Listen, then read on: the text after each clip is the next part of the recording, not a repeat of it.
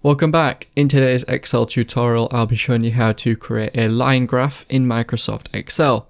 A line graph is probably most commonly used to show how something changes over time. So you may want to use a line graph or a scatter graph, but you're going to have to choose that based on your data.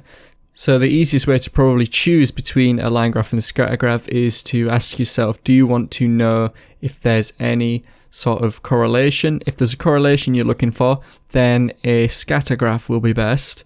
But like in this example here, it's probably best to do a line graph as we're showing the revenue over time. So the line graph is probably less scientific and more visual in terms of how it will operate.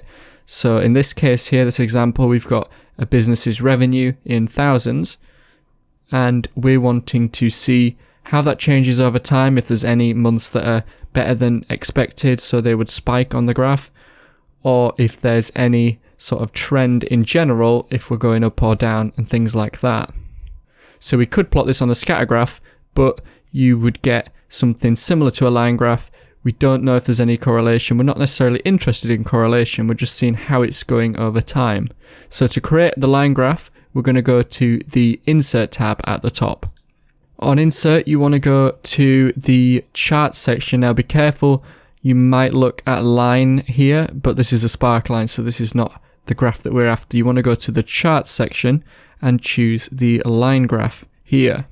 We'll go with a 2D line. You can choose any of these if you want. And we'll have the blank graph in front of us.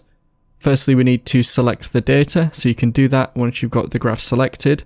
Go to Select Data, and then we'll move the data source window out of the way. If we've got this selected, we can choose the data. So we're going to select the data without these headings here. Click OK. And you can see that immediately we've got something along the lines of what we might expect looking at these numbers. We can see that towards the summer months, business revenue increases, and then it tails off again towards December for next year. So the first thing I'm going to do is add a title. So we will put business revenue in 2019, that's the year. The next thing we're going to do is solve a little bit of a problem. You might not have this problem, and it's completely up to you if you want to do this, but you can see here we've got a massive gap between 0 and 40, which has no data, so we don't necessarily need to show. So to get rid of it, go and select the graph first, and then go to the Design tab, and then add Chart Element on the left. Go down to Axes and click on More Axis Options, and then you'll now need to select the vertical axis if it's gone to the default horizontal one. And you can see we've got the bounds that we can change here. So we've got minimum and maximum. If we want to get rid of, say, the first 30, or we want to start it at 30, we can do. Just click 30, and then you can click off to accept it.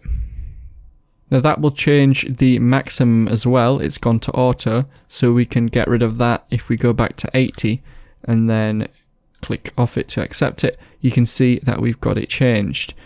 It's also changed the units and the interval as well, so we can change that here if we want to. You can mess about with these until you get something that you're happy with. You have to bear in mind that when you do change this, it'll actually change how the graph looks, so that makes it look like there's been a real spike in July, when in reality it's not been a massive percentage increase, but there has been an increase, and I suppose it shows it like that. So we can add the axis labels. If we go Design again, Add Chart Element, and then Axis Titles, we can include primary horizontal and primary vertical. If we click horizontal first, you'll see we've got the box. If you double click in there, we can change what it says. So we can put month, and then if we go and do the same thing for the vertical axis, we can change that to revenue in thousands. If you're not sure what to label the axes, it's probably going to just be the name of your column here. So in the Design tab, in the Add Chart Element section, we've got all the things you can add here. We've got probably a lot of things you won't need, but you might want to add a trend line. In this case, a linear trend line and exponential trend line isn't really going to help.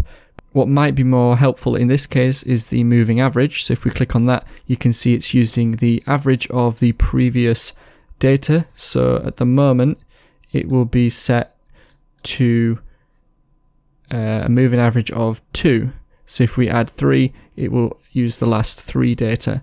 You can change the format of the graph, so we've got some presets here of the colours. Hover over them and it will preview them, and you can select them if you like them. We can change the colours here from these ones that are selected.